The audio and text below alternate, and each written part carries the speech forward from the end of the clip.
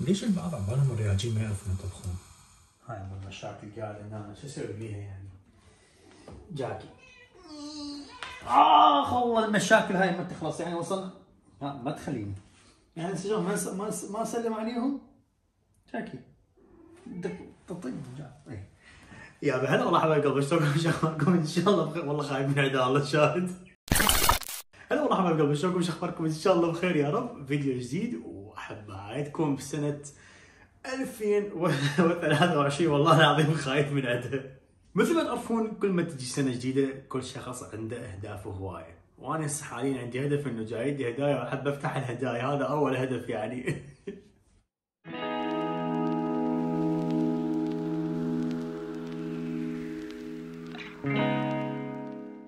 هاي الهدايا وصلتني مال كريسمس، وان شاء الله يعني ما اعرف اسوي، والله مو المشاكل خايف من عندها الله شاهد.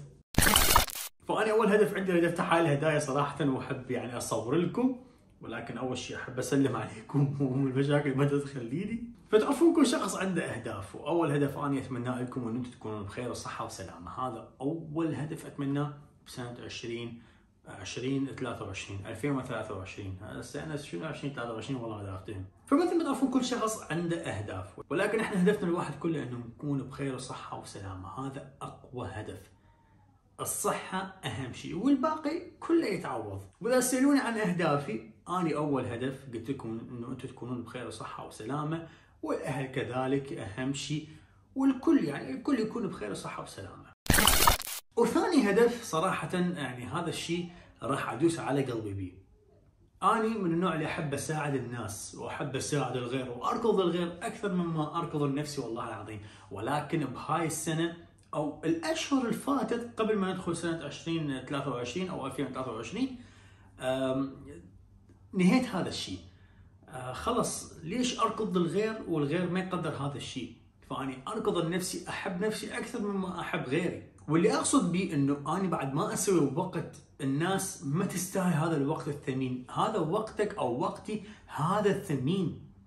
خليه انا ما اتكلم بس عن نفسي، اتكلم عن نفسك همين. انت لا تسوي وقت الناس ما تستاهل هذا الوقت، لان هاي اللحظه اللي راحت عليك بعد ما ترجع. فاني جدا اعتذر من نفسي لان سويت وقت الناس ابد ما تستاهل هذا الوقت. والايام راح تثبت لك هذا الشيء، انه بعض الناس اللي انت سويت لهم هذا الوقت واللي ركضت لهم ما يستاهلون هذا الشيء. والبعض راح يشوف انه هذا الشيء مبالغ به، ولكن صدقني كل سنه راح تتعلم درس، وانا تعلمت هواي دروس. والأمنية الثالثة إنه أسافر 10 دول. الأمنية أنا أقول أمنية، أكو فرق بين أمنية وهدف. الهدف الثالث إنه أسافر 10 دول. أنا من النوع اللي أسافر هواية، ولكن هاي المرة أو هاي السنة راح يعني هذا الهدف راح أخليه هيك، أسافر 10 دول. خلاص لو دولة تبعد عني ربع ساعة أنا راح أحسبها، وأكيد راح أصور لكم فلوجات كذلك. والهدف الرابع يا ويلي نوصل هاي القناة أكثر من الرقم اللي وصلناه السنة اللي فاتت. تعرفون يعني اللي يدري يدري واللي ما يدري ما يدري. السنة اللي فاتت كانت عندي قناة بيها 750 ألف متابع تقريبا، وراح الظلم بسبب الناس الحاقدة والناس الحاسودة. الله يعوضنا إن شاء الله. وأنا دائما أقول الحمد لله والشكر، الله يمهل ولا يهمل. فهاي السنة إن شاء الله بوجودكم وبوجود دعمكم كذلك، ومن فضل ربي ومن ثم فضلكم اكيد راح نوصل اكبر عدد متابعين. طبعا انا مو على مود فلوس وهالسوالف، لا انا احب انشر شيء وياكم. والله مو على مود فلوس، والله العظيم مو على مود فلوس، انا احب انشر شيء وياكم، احب اطلع اسافر اجي اشوفكم كذلك.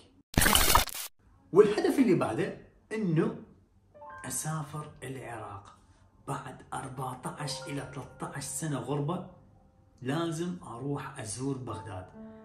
13 سنة او 14 سنة بالضبط ما اعرف، ما شايف بغداد اني، فلازم واجى الوقت انه لازم ارجع واشوف بغداد، اشوف ديرتي، اشوف اهلي، اشوف ناسي، لازم اشوفهم كلهم. واكيد راح اصور لكم فلوج، واكيد دعمكم راح يكون موجود. ولكن اذا ارجع لبغداد لازم انتم تدلوني يا ويلي، لازم انتم تدلوني. صراحة ما اندل كل شيء ببغداد، والله كل شيء ما اندل، فلازم انتم تدلوني، او الاصدقاء والاقارب موجودين اكيد، ولكن اكيد راح نسوي لنا تجمع ببغداد، وكل دولة احاول اسافرها احاول اسوي تجمع او التقي ببعض المتابعين. والهدف اللي بعده انه انس يبقى مثل ما هو، انس يبقى مثل ما هو، اللي اقصد به انه ببساطة. انا انسان بسيط صراحة، ما اتكبر ولا اي شيء، صح عندي سيارات، عندي كذا كذا، هذا الشيء ما يخليني اتكبر على الناس، يعني احنا كلنا بشر اول وتالي. اللي متابعني بقناتي القديمه يعرف رغم انه عندي 750 الف متابع كنت ارد على التعليقات، اعطي قلوب، اتابع، اضحك ويا المتابعين، انكت كذا، ما اعيش دور انه انا شخص مشهور وهسه. يا مشهور حب قلبي، يا مشهور، احنا كليتنا بشر. فانس وعد هذا يبقى انس مثل ما هو، دائما يرد على التعليقات، يقرا التعليقات اذا صار عندي وقت، وانا اكيد افرغ وقتي حتى ارد على تعليقاتكم واشوف تعليقاتكم. فانس راح يبقى مثل ما هو، اذا كان عنده 2,000,000 او 3 ملايين او 4 ملايين او حتى 1000 متابع، انس يبقى مثل ما هو، واللي متابعني من زمان يعرف هذا الشيء. كم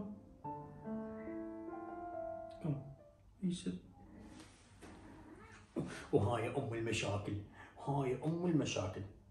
والهدف اللي بعده اعتني بام المشاكل، ام المشاكل انا دائما معتني بيها واحبها كلش، واحد يعتني بالثاني. والهدف اللي بعده افرغ وقتي واسوي وقت اكثر لام المشاكل، لان انا اعوفها الصبح وارجع تقريبا الساعه 4 العصر هيك، فهي تكون معظم الوقت بالبيت بحدها، فهذا الشيء راح يقل، وان شاء الله يعني اسوي وقت اكثر لام المشاكل، ونصور فلوقات انا وياها. والله قاعده عاقله عجيب، بالعاده هي دق مشاكل، شوفوا بدت ني. والهدف اللي بعده انه اغير السياره، مثل ما تعرفون صورت لكم فلوج، طبعا دا اصوت والله خايف من عندها، صورت لكم فلوج وقلنا نروح نغير السياره انا وانتم، واخليكم انتم تختارون السياره. راح انتظر لان كانت ماكو ولا سياره حلوه، فراح انتظر ونغير السياره انا وانتم، ونخليها احد الاهداف لسنه 2023. والهدف اللي بعده احتفظ باصدقائي اللي صار لهم سنوات وياي، بوقت الضيق، بوقت الضحك، بوقت الونسه، بوقت كل وقت كانوا متواجدين وياي، احتفظ بيهم دائما، لان صدقني هذول الاصدقاء ما يتعوضون. زين هسه انتم سمعتوا البعض من اهدافي المهمه لسنه 2023، احب اشوف اهدافكم بالتعليقات، ويمكن اذا انا شيء ناسي هدف، لان صراحه ما اكتب بالورقه او شيء ولا اقرا، لا انا قبل راح احكي وياكم مباشره، فاحب اشوف اهدافكم لسنه 2023 كذلك بالتعليقات. وترى الفلوج ما انتهى حبايب قلبي، لا ابغاكم انه بس نحكي على الامنيات وكذا والاهداف وهاي والسعاد وسندس، لا راح اروح نطبخ انا وانتم، وراح اشوفكم شنو راح اطبخ انا اليوم. شنو لبست للطبخ؟ لان راح اطبخ ما يحتاج البس جينز وكشخه وهالسوالف كلها، وراح اشوفكم شنو راح اطبخ. اوكي هنا صدر دجاج، هنا الفطر كله قطعته تمام، راح اشوفكم شلون راح نبدي بالخطوات وشلون راح اسوي الصوص مال الفطر. وهذا مشروبي المفضل. ليش البعض عبالهم الرياجين ما يعرفون يطبخون؟ وايد. راح اشوفكم الطبخ على اصوله هسه. معلومة مهمة، الدجاج 3 دقائق على كل وجه، ولا تظلوا تحركون بالدجاج حتى لا يخسر المي مالته بالداخل ويصير جدا قوي من الداخل وما طيب، تمام؟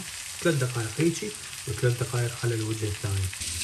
بما يطبخ دجاج احنا نسوي الصوص مال الفطر، اوكي؟ خليت شوية زبدة واحتاج طحين وحليب وبس، اوكي؟ راح اشوفكم الخطوات هسه. قلبت هاي 3 قطع، شوفوا شكلها شلون، هاي قطعتين كبار بعد ما قلبتها على الوجه الثاني تعرفون جدا سميكة، وشوفوا اللون شلون صار والداخل يكون جدا طري. وهنا بعد ما ذابت الزبدة عندنا ايش راح اسوي؟ راح اضيف الطحين، الطحين هيجي عينك ميزانك، شي بسيط. بعد ما اضيف الطحين ايش راح اسوي؟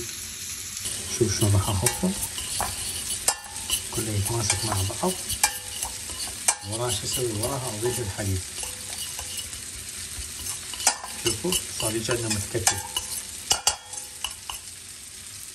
شغل الساحة مال البخار فراح تصير جدا ضوضاء، حسدها بس حتى احكي وياكم.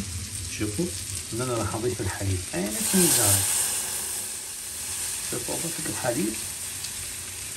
وش راح اسوي؟ راح اظل اخبط بالحليب. فماش راح اسوي؟ راح اظل اخبط حتى الحليب او حتى الطحين لا يتكتل عندي او لا يصير قطع كبيره موجوده بالصوص.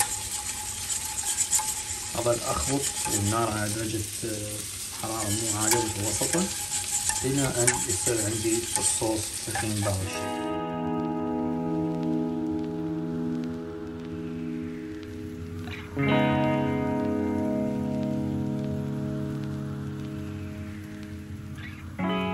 اوكي، مثل ما تشوفون الصوص وصل للقوام اللي انا اريده، لا كلش ثخين ولا كلش خفيف، ووسط مثل ما تشوفون قدامكم.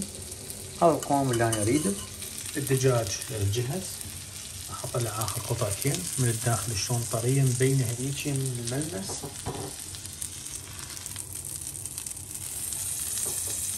وهذا اسميه الكنز مال الصوص. تعرفون ليش؟ هسه راح افهمكم ليش. وانا بعدني قاعد اخبط.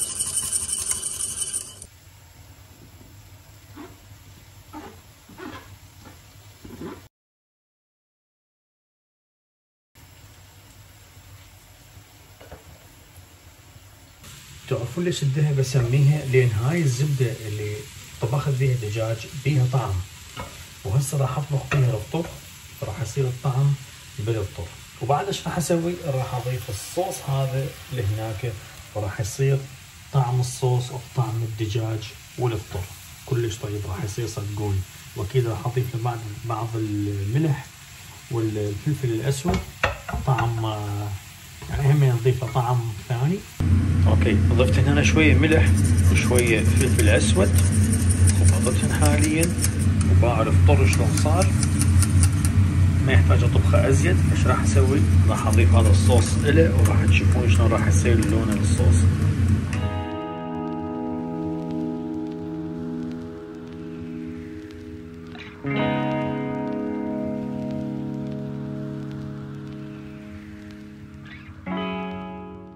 يا جماعه بس باعوا لونه للصوص شلون صاير، وباع الثخن مالته شلون زين، يعني مو قانوني.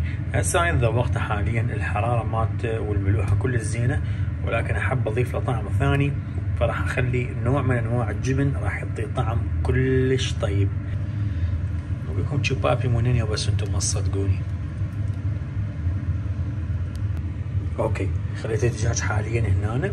تعرفون ليش؟ حتى يكسب الحراره كذلك مال الصوص، حتى الدجاج لا يبرد. وش راح اسوي؟ راح اخليها بالفرن. هنا بالفرن راح اخليها.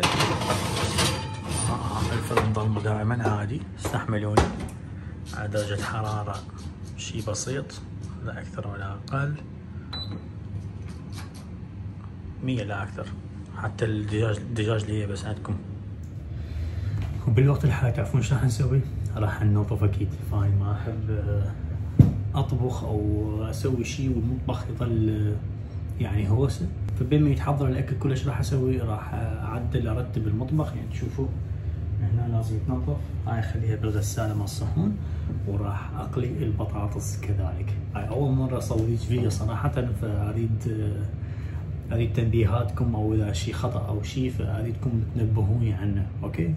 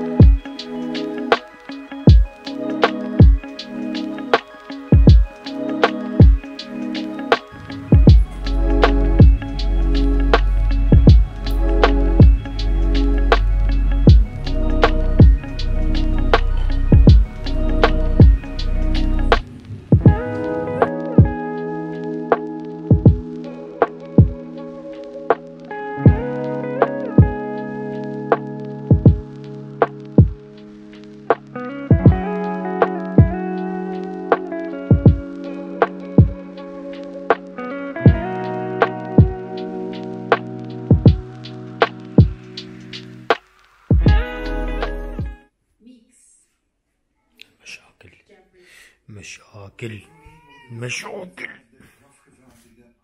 عاقلة جاكي اكل دجاج، ليش ما جيت وياي اكلتي؟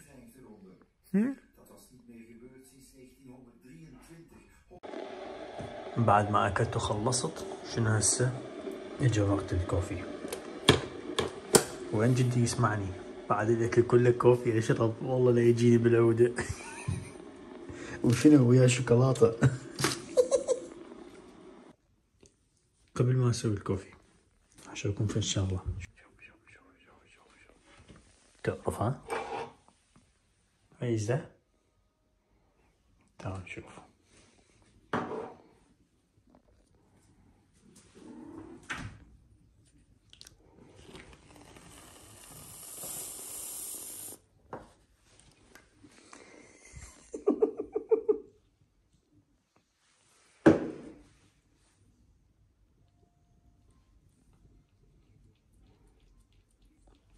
شنو؟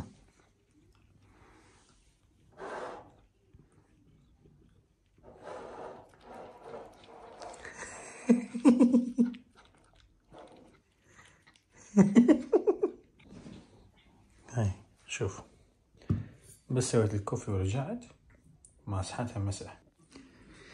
وهسه وقت شنو؟ تقعد هاي هنا وتروح نتفليكس. اوكي راح اشوف هذا الفيلم بما اني شايف هذا شايفه سترينجر ثينكس كلها مخلصها. هذا شايفه هذا يخبال شاكي. اوكي حبايب قلبي، راح اشوف الفيلم وراها شوية ادرس وانام.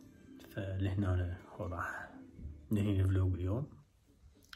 شفت ايش سوينا اكل، حكينا، تونسنا. الفلوج القادم ان شاء الله يكون مختلف. والله الكوفي طيبة، نتونس اكثر، نسوي اشياء ثانية ان شاء الله. تمام، يلا نشوفكم بفيديو ثاني جديد. ولا تنسون أنا ولا مرة قايل لكم خلوا لي لايك وسبسكرايب، فسووها يا حظي. هاي المشاكل قاعد تفترض ان شاء الله. جاكي قم والله تسمع كلام. قم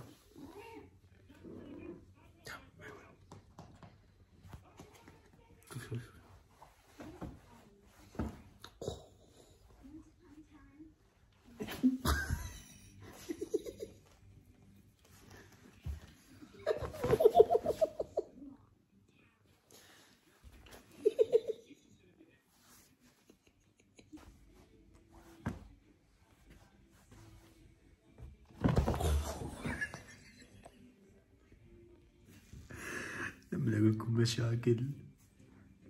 جاكي يلا تشاو.